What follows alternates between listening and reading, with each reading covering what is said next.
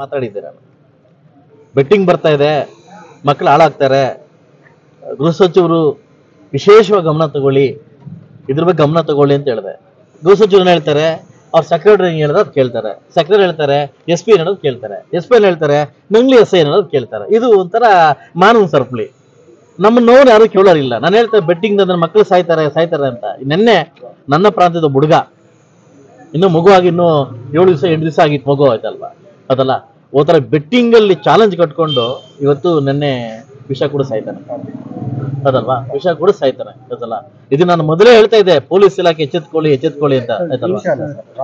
ಅಬಕಾರಿ ಇಲಾಖೆ ಕೂಡ ಒಳ್ಳೆ ವ್ಯಾಪಾರ ಮಾಡವನು, 7 ಬಾಟ್ಲ್ ರಾಕ್ ಕುಡಿದು ನೆನ್ನೆ ಅವನು ಹೋಗ್ತಾನೆ, ಆಯ್ತಲ್ವಾ. ಇದಕ್ಕೆ ಹೊಣೆ ಯಾರು? ಇನ್ನಾದ್ರೂ ದಯವಿಟ್ಟು ಗೃಹ ಸಚಿವರು ಪೊಲೀಸ್ ಇಲಾಖೆ ಎಚ್ಚೆತ್ಕೊಳ್ಳಿ ಅಂತಂದ್ರೆ ಇದು ಮುಂದೆ ಎಲ್ಲೂ ಹೋಗಿ ನಿಲ್ಲುತ್ತೆ ಅಂತ ಕೂಡ ಹೇಳಕ್ಕಾಗಲ್ಲ. ಇವತ್ತು ಒಂದು ಮಗು ಸತ್ತಿದ್ದಾರೆ, ಇನ್ನೊಂದು ಇಂಥ ಮಕ್ಕಳು ಎಷ್ಟು ಜನ ಸಾಯ್ತಾರೆ, ಇಂಥ ಯುವಕರು ಎಷ್ಟು ಜನ ಸಾಯ್ತಾರೆ ಅಂತ ಕೂಡ ಹೇಳಕ್ಕಾಗಲ್ಲ. ಆದಷ್ಟು ಬೇಗ ಇದನ್ನ ಎಚ್ಚೆತ್ಕೊಂಡು ಇದಕ್ಕೆ ಕಡಿವಾಣ ಆಗ್ತೀನಿ ಅಂತ ನಾನು ನಂಬಿದ್ದೀನಿ ಸರ್.